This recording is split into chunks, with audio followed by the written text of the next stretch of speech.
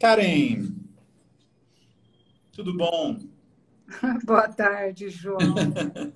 Que prazer estar aqui. Ah, Obrigada. igualmente, E igualmente, boa prazer. tarde também para os nossos ouvintes, né? Sim, sim, sim.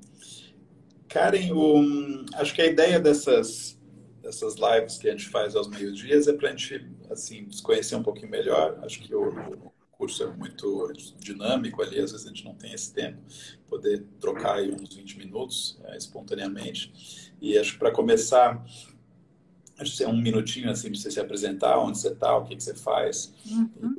alguns os Eu- básicos, assim. os básicos. Eu nasci em São Paulo, de uma família estrangeira, né?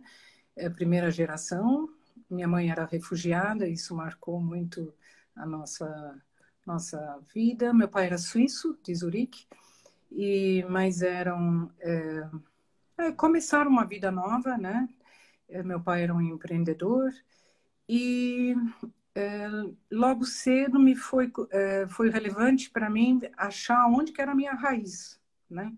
Porque para eles que viveram, que eles chamavam de a Revolução de 64, né? O golpe de 64, eles falavam assim, ó, qualquer coisa a gente vai embora. Isso me impressionava muito, porque quando você mora num país, você não tem isso. Eu vou para onde? Né? Não tem isso. Então, essa questão da ancestralidade, de ter uma raiz, foi algo que me marcou forte nisso.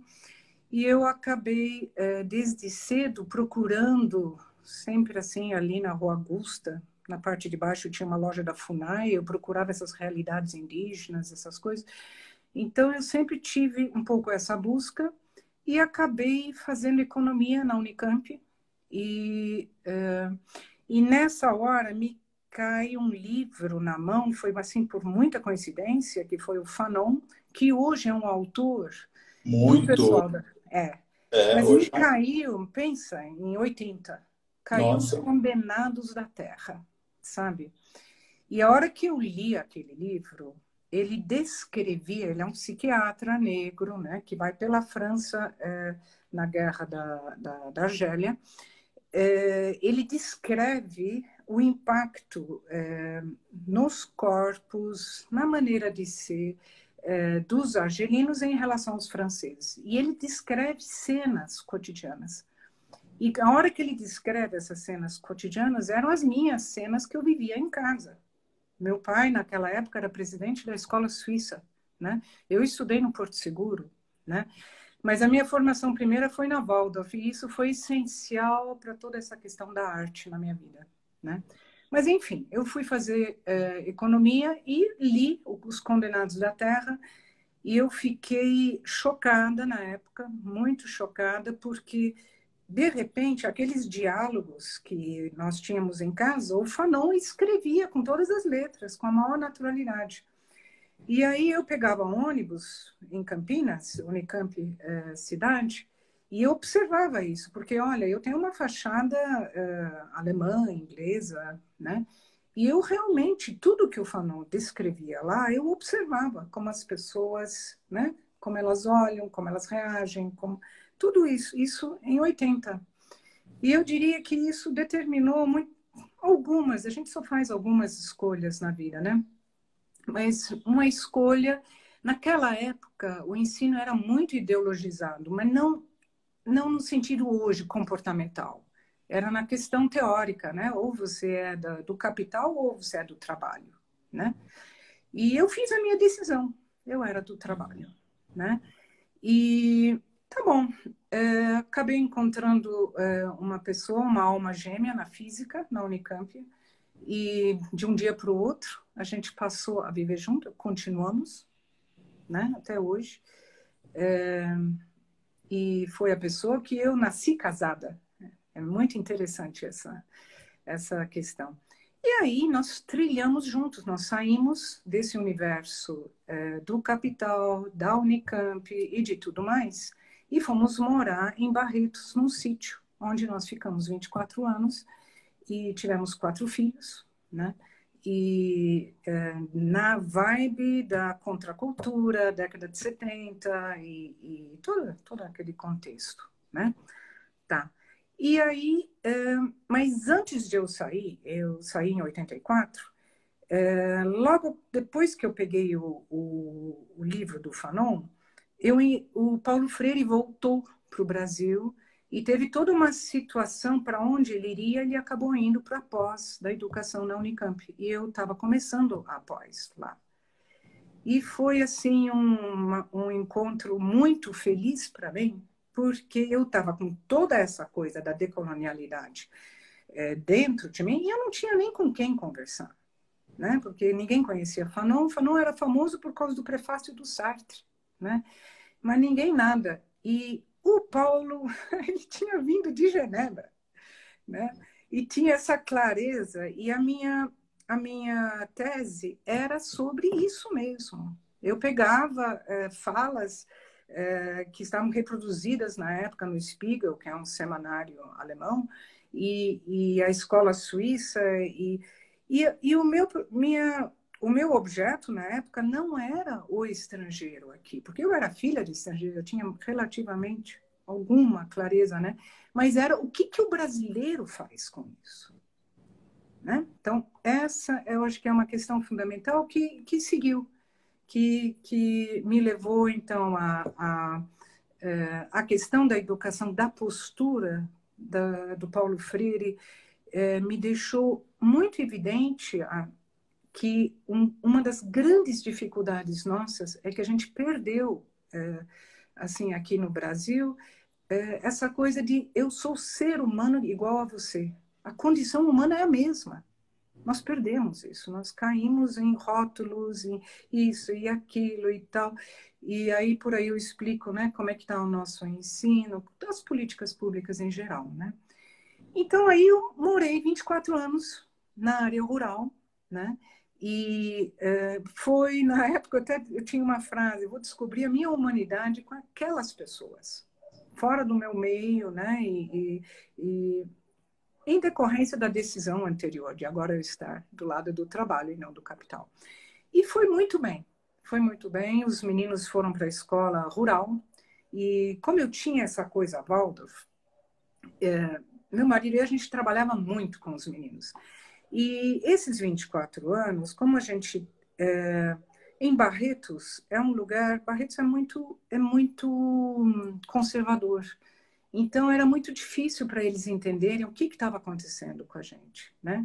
Que tipo de educação que a gente estava dando para os meninos, que era sustentabilidade, que era ser saudável, né?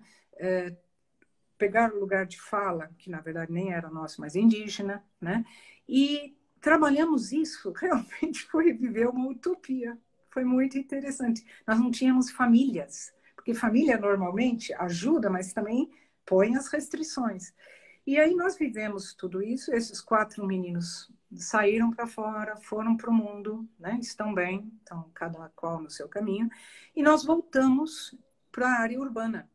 E voltar para a área urbana era recomeçar do zero, né? De repente você tem muro. Como é que você escolhe um lugar que tem muro? Porque eu morei 24 anos, no máximo tinha cercas, né?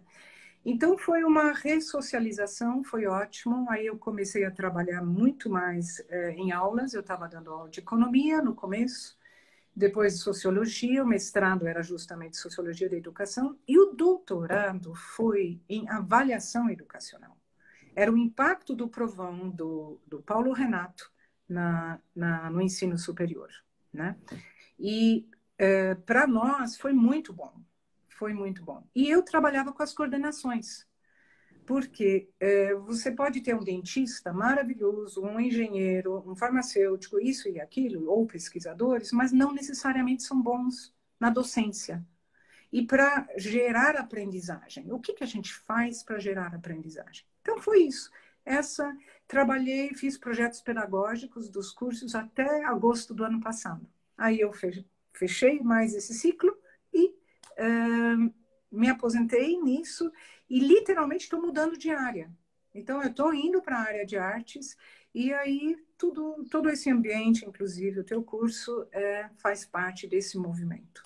Desculpa que eu fui um pouco delongada. Achei maravilhoso, porque eu acho que você viveu antes coisas que muitas pessoas estão vivendo agora, né? Nesse período de pandemia, muita gente resolveu sair da cidade e ir para o campo, né? Acho que muita gente, essa questão de identidade, né? Das políticas que impactam a identidade, que hoje é uma pauta diária quase, você viveu antes. E eu me identifico assim um pouco, meus pais, a minha mãe é de fora, minha mãe nasceu no Egito, né? Então, e eu morei 13 anos fora, né? Então, essa questão né, do pertencimento, né, é sempre presente, assim, para mim. E meus pais também foram muito, né, assim, engajados, assim, nessa questão toda da contracultura. Meus pais eram macrobióticos, né? Ah, então. Exato. O John Lennon era macrobiótico, né? Era uma coisa muito ligados aos movimentos aí né, dos Beatles e de 68 É. e ouvindo a sua fala eu pensei também como de alguma forma a sua trajetória e sua vida ela é um pouco como muitos dos artistas que a gente está estudando no curso, né, que são pessoas que vivem, né, Essa esse zona, né, intermediária.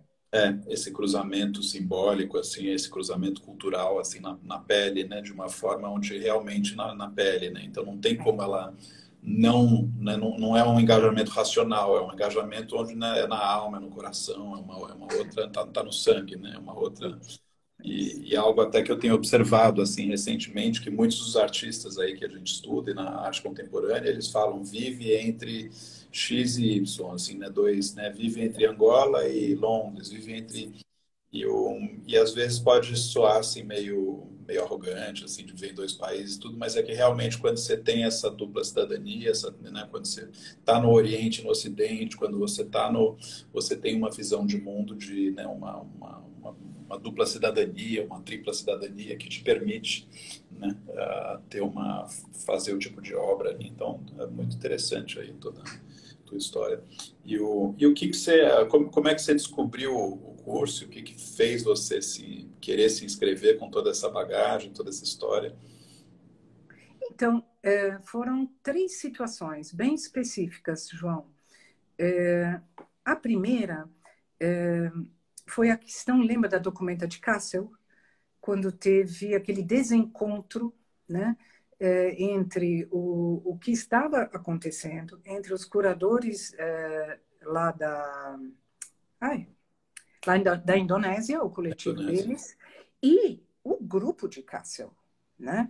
Então, aquilo eu achei muito instrutivo. Eu achei, assim, como eu tô com essa coisa da decolonialidade, né? Ainda hoje, achei muito interessante. E eu peguei uma fala sua no meio do caminho, sabe? Então, nessa tua fala, eu achei que você não te conhecia nem nada. Eu achei a tua maneira de colocar as camadas que estavam envolvidas interessante e interessante. Então, ficou isso, sabe? Ó, é uma pessoa interessante, né? Então, esse foi o primeiro. Naquela primeira aula, você falou de 2 situações que me chamaram a atenção, né?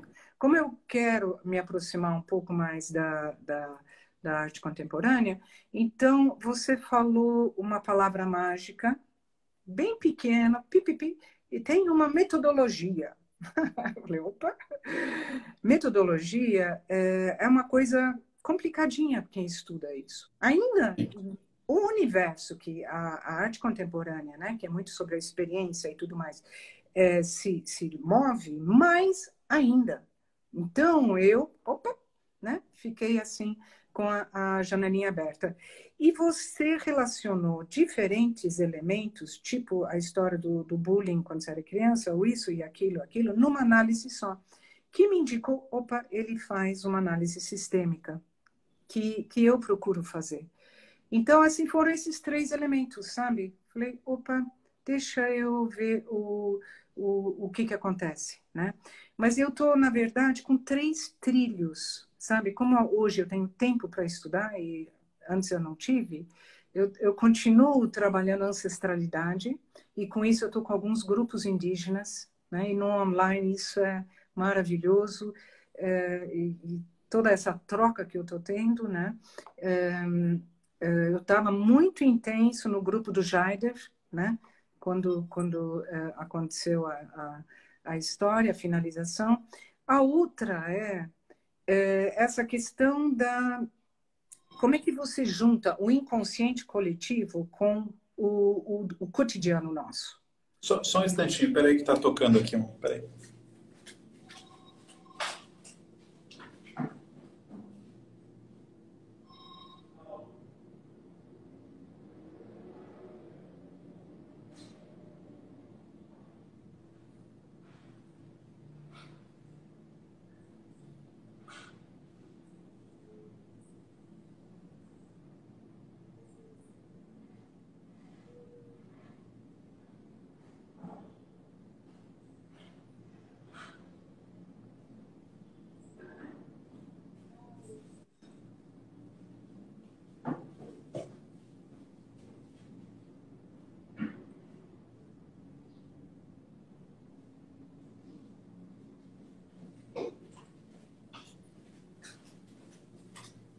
Você estava falando como é que você une o inconsciente coletivo com o cotidiano? Um cotidiano, dentro desse embaralhamento caldo cultural nosso, né? E cotidiano pensando nas diversas raízes ancestrais que nós temos. E aí eu retomei um contato com a mitosfera, que é numa linha do Campbell e do Jung, e eu acho que para mim o conceito-chave está sendo os arquétipos, né? Então tô me aprofundando um pouco nisso. E a terceira, eu comecei a fazer colagens, né? E estou vazando um pouco essa coisa artística minha para colagens, mas eu queria me aproximar um pouco da arte contemporânea e queria ter um locutor, sabe? E me pareceu que o teu curso era exatamente isso, quando eu vi a programação, a maneira que você trabalhava, porque independentemente se eu gosto ou não pessoalmente, é uma maneira de interlocução. Já que eu moro no interior, não tenho muita mais vontade de estar em São Paulo e todo aquele ritmo e todas aquelas coisas, né? Então, esse é o terceiro motivo. Entendi. É interessante o que você fala de metodologia, né? Porque sem metodologia você não tem estrutura, e com metodologia você arrisca alienar as individualidades, né? Então, eu acho que é chave, sabe, João? sim. Hoje eu estava conversando com a ex-reitora da universidade, a gente é muito amiga, e ela falou, olha, as pessoas gostam de receber tudo prontinho, pré-mastigado, e isso e aquilo, aquilo. Eu falei, é assim, né? Mas a tua metodologia era a que eu aplicava nas minhas aulas. Quando eu terminei as aulas, eu terminei em 2018, né? E eu fazia isso com o pessoal da educação, sabe? Das licenciaturas e tudo mais. Esse arco, né? Exatamente, o arco e principalmente o fechamento. Então, isso me chamou a atenção e eu falei, eu acho que vai ser uma boa troca, né? E o que você está achando da? Porque eu fiz uma composição aí que tem Paulo Freire, tem Bell Hooks, tem método socrático. Eu fui identificando problemas e soluções e criando uma com o que você está achando. Olha, João, eu acho, não sei, para mim é a melhor maneira, quer dizer, atualmente, de nós trabalharmos todos esses objetivos que você alcança, né? Você trabalha conteúdos, você trabalha contexto, você trabalha percepções, você trabalha capacidade de argumentação e posicionamento, mas acima de tudo você faz sínteses. Quando você deconstrói, sabe? Quando você fez as 5 obras, né? Volta, faz a votação e por quê? Quer dizer, dá chance no online dessa questão do porquê, do argumento, né? E para mim o pulo do gato, que era o meu pulo do gato também, era quando você fala, isso muda alguma coisa no teu comportamento, né? Fazer esse link, né? E por último, como é que isso poderia, isso que nós vimos aqui, direcionar algumas outras práticas nos espaços artísticos, né? Então, eu acho que está muito bom. Ele completa isso na minha maneira de ver. E no online, isso é perfeito, Porque eu tinha salas, quando eu tinha salas pequenas, isso você faz rápido no presencial, né? Mas quando você tem sala de 70 ou 90 ou não sei quanto, né? O online ele favorece. Então eu achei muito apropriado, muito legal. Parabéns, Obrigado. pela habilidade, né, de conduzir. Eu, a tecnologia era, acho que eu falo isso naquelas 3 primeiras aulas gratuitas da Semana do Olhar Contemporâneo, né? A tecnologia era um pilar, assim, né? Eu falo arte, educação, tecnologia, porque a tecnologia, além da parte técnica, ela permite uma diversidade, né? A gente tem pessoas do Brasil inteiro, já tivemos pessoas, né, morando em Portugal, no Japão, e agora temos, acho que uma pessoa em Portugal, então tem uma diferença regional muito grande, né? Permite diferença etária muito grande, né? Permite, assim, né, numa sala de aula de escola, você tem todo mundo de 13, 14 anos, né? Assim, aqui, e às vezes a gente tem debates, assim, né, que se ficam muito intensos, assim, interessantes, simplesmente com essa questão geracional, né? Se você está falando o que permite iniciar uma guerra de classe, se você tem uma menina de 20 anos, uma pessoa mais velha, isso gera uma reflexões, assim, porque são de gerações diferentes. Ela fala, pô, mas eu tenho um futuro na frente, vocês estão tratando a situação desse jeito, né? E a outra pessoa fala, eu não posso fazer nada, sempre foi assim, né? Então, isso é muito Muito rico, né? e aí, e justamente a gente põe o dedo na ferida aí, né, quando a gente traz artistas que, né, era a minha intenção, essa parte de curadoria artística, de conteúdo, pegar artistas onde quando você está estudando você tem que se reinventar, né? Você tem que não é algo só que entra na memória, que entra no HD, né? Ele entra no operacional, né? Exatamente. Eu acho que a escolha... Olha, nós só tivemos 4 aulas, então é tudo no provisório que eu falo. Apesar que eu assisto 2, 3 vezes cada aula, porque é por camadas, né? A gente vai pegando. Mas é forte, né? Eu percebo que você sempre está abrindo num movimento daquilo que se apresenta e, ao mesmo tempo, depois você fecha, né?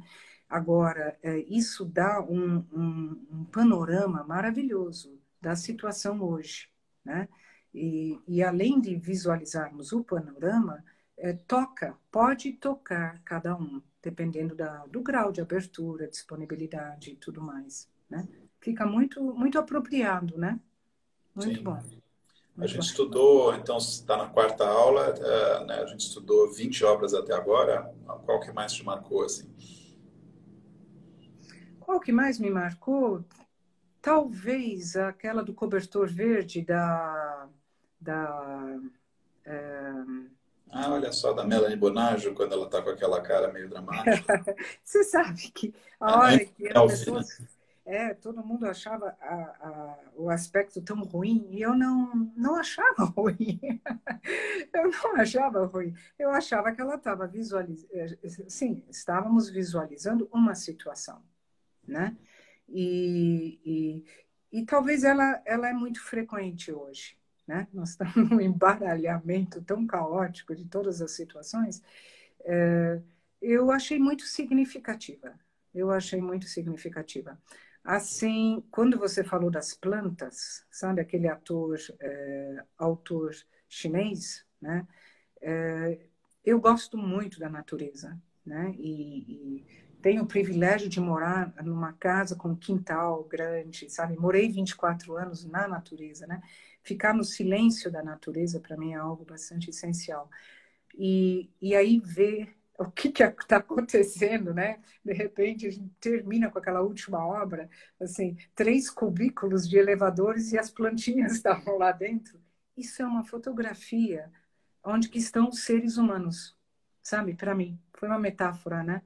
Então eu achei muito forte, mas eu acho que o potencial de chegar nas pessoas, esse tipo de mensagem é até pequeno, porque é a realidade urbana que se vive hoje, né? É uma realidade onde que a natureza, poder usufruir da natureza, são privilégios caríssimos, né? E são mais exceção do que regra, né? Então, mas a mim pessoalmente foi muito interessante, né? Para quem está assistindo a gente, essa obra do Cobertor é uma obra da artista holandesa Melanie Isso. Bonham. E ela fala muito, fala sobre autoestima, fala sobre aula, chama-se Qual é o Futuro do Amor. Ela fala sobre amor e sobre amor próprio, sobre amor aos animais, sobre amor próprio na infância das crianças. E nessa obra é uma foto, né, que ela fez dela mesma, com cobertura, como se ela estivesse acordando num momento de insônia, num momento de angústia. E, de alguma forma, ela fala que é uma anti-selfie, né, porque a gente está momentos onde a gente está sempre promovendo, a gente está quase que criando uma persona pública que é completamente diferente da persona íntima, e que quando ela vai e publica um momento de angústia íntimo, ela está mostrando que é ok, que é aceitável, e que a gente tem esses vários momentos, e que a gente... Então Faz obra, parte, né? é uma obra que faz parte, interessante aí, que ela te marcou. As coisas que você está aprendendo assim no curso estão tendo um valor assim na vida pessoal, na vida profissional, assim, na sua atividade? Como é que isso está te impactando? Então, pessoalmente, João, eu voltei para uma situação profissional que eu achei muito interessante. Como eu fazia formação de professores na faculdade, não, eram 28 cursos, né? E eu propunha essa metodologia, mas ela, puxa, estava muito distante. Eu acho que a educação tradicional, ela ficou num stand-by, adormecida 2000 anos, né? Em pedra e giz. E, de repente, o professor se encontra numa situação que ele está no osso, está no esqueleto. Então, quando você faz essas propostas, é muito distante para eles, né? Então, de repente, o teu curso foi assim uma oportunidade maravilhosa de retomar e falar assim, puxa, é esse o caminho. E eu poder olhar esse experimento que eu sempre fazia com os meus alunos, olhar de fora. E isso para mim foi muito bom, né? Muito prazeroso. Ontem eu conversei com o Cláudio, né, do suporte. Foi a primeira vez que eu tive condições de dialogar com alguém sobre essa proposta de igual para igual, porque ele tinha domínio da proposta. A maioria não tem, né? Então foi muito interessante, por exemplo, uma sugestão que eu fiz a ele. Sabe quando você deixa as regras, todo o início, claro, né? Mas aquelas regras, elas não estão na gravação. E, na verdade, aquelas regras são o que eu sinto que dá, que dá condições para as pessoas entenderem qual é a proposta e o que se espera delas. E o público que está ali é um público maduro, porque eles conseguem fazer síntese. Então, assim, essa seara do curso tem sido, assim, muito gratificante, né? Muito gratificante. A outra é realmente você pensa, né? Realmente como curador, essa mapeia a arte contemporânea atual e eu acho isso maravilhoso, sabe? Porque é um condutor, é um curador que está curando, né? E eu acho interessante porque você não traz os autores, sabe? Quando você apresenta o curso, você apresenta as perguntas. E você pode manter o mesmo esqueleto de perguntas, mas mudar os autores. Então, essa curadoria de você escolher os assuntos pertinentes e assuntos muito assim, dentro de uma visão sistêmica, coisa do cotidiano, coisa do amor, coisa disso, coisa daquilo, e aí o potencial para isso irradiar é muito bom, né? Você não fecha no autor, né? E no trabalho. Então, eu acho muito, como espectador, como aluna, eu adoro ser aluna, né?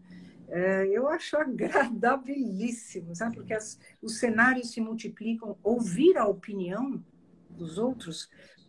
Lembra a história é necessário subverter a narrativa, né? E assim, eu pensei sobre essa pergunta, porque eu estou com todas essas questões na cabeça, e sempre pensei assim, eu acho que tem que relativizar as narrativas, né? Eu estou com as narrativas indígenas, estou com um lugar de fala, né?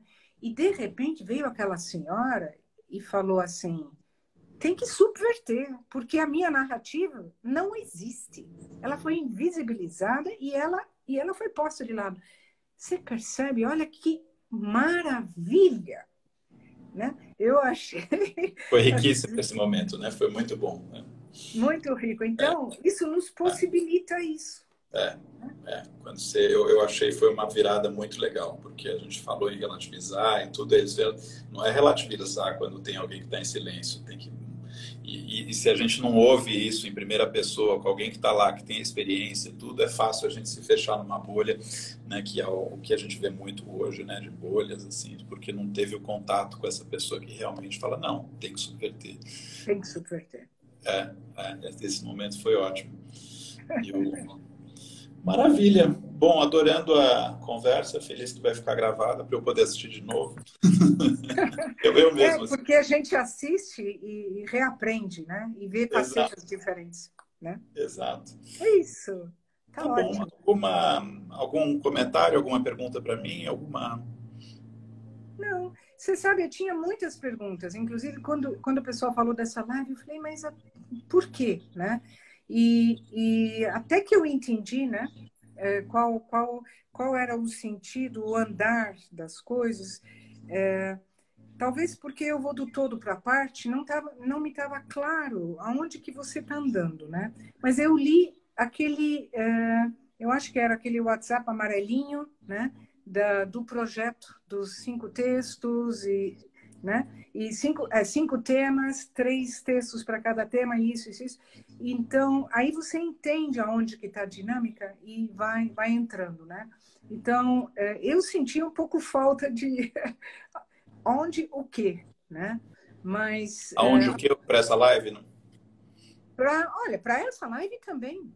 Para essa live aí eu assisti ontem à noite, eu de repente vi que você tinha feito uma antes da Márcia, aquela outra, e eu vi que você estava fazendo com os alunos do curso. Eu falei, opa, então tudo bem. Mas às vezes me falta saber o porquê das coisas, né? Só isso, né? De resto eu acho que está muito legal. Né? Acho que o porquê acho que o seu feedback aí de incluir o começo da aula nas gravações, acho que é importante. Vou começar a aplicar isso a partir de segunda. E o curso foi chegando no formato que tem, porque a gente foi aprendendo muito com os feedbacks das pessoas, né? Então, a cada vez que tem um feedback que a gente vê que ressoa aí com a lapidação assim do projeto, a gente pega e integra o quanto antes, né? Então isso acho que a partir de segunda a gente já aplica.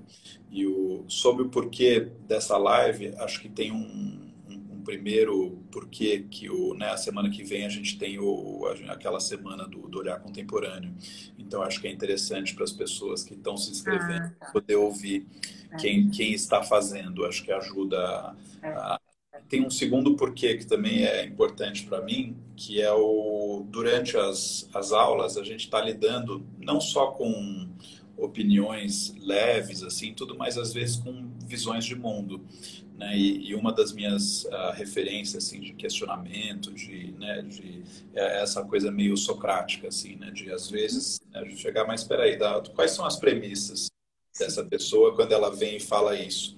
E se eu vejo a pessoa na aula simplesmente como um nome e um rosto, é mais difícil para eu identificar as premissas da visão de mundo dela. Perfeito. Quando a gente faz uma live como essa, eu já sei, bom, a Karen passou por essa dupla cidadania, por essa cidadã contra a cultura e tudo, aí eu sei as premissas, e aí se a gente quiser refinar as sutilezas das contra-argumentações ali no momento das hipóteses, ou de propostas de ações, tudo eu tenho um perfil meio que filosófico assim da pessoa, então essas lives me ajudam a conhecer para que a gente possa usar esse conhecimento para tentar fazer a troca ficar mais rica. Mais sentido, né? Não, muito bom, muito bom. Estamos juntos nessa seara, né? E no que eu puder contribuir, estamos juntos. É um prazer muito grande. né? Ah, igualmente. Vamos te trazer para o time aí, né? Eu me sinto tão novata, eu estou no coletivo de artes, e eu me sinto tão novata na área de artes é como se eu pisasse em ovos, sabe? Porque eu não sou uma artista, eu sou uma educadora. Então, mas eu estou entrando como artista, então eu quero né? Eu quero entender, né? Então, esse é o olhar. Você vai gostar muito do... Acho que agora na segunda, essa do... Para que serve a escola? Porque, porque ele é um artista educador, ele é um professor artista. E ele Ah, transforma as aulas dele em performances. Então, acho que vai ser um artista interessante aí como referência para você e para ótimo, construção aí. E ótimo. aí a gente fala um pouco depois sobre isso também. Tá certo, tá Tá certo. bom. Bom, super obrigado aí pela abrir o tempo na agenda. Foi uma... Imagina, muito obrigada a você, João. É uma Tá bom. troca Obrigado a sempre todos boa. aí que estão assistindo e até mais. Abraço aí. Abraços.